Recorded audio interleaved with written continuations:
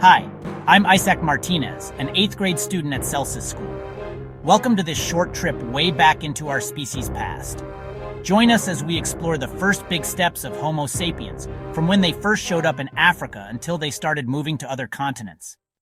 About 315,000 years ago, in the caves of Jebel Irhoud in Morocco, they found the oldest fossils that are for sure Homo sapiens.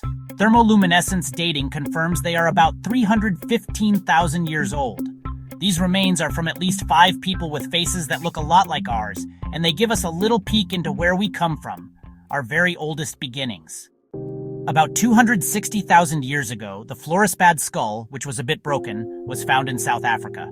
Electron spin resonance dating says it's 259,000 years old. Because of how it looks, there's some debate if it's a proto-sapiens, meaning like an ancestor of Homo sapiens, or if it's already an early Homo sapiens, which shows us that our early ancestors were different from each other.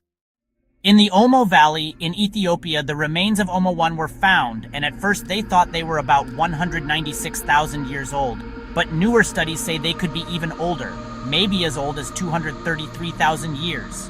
Either way, these fossils are one of the clearest examples of our African ancestors, and their bodies were very similar to humans today. About 160,000 years ago in Herto, near the Awash River, Homo sapiens idaltu appeared, which means elder or firstborn. Their skulls mix modern features like ours with some older ones, which teaches us how our species changed little by little.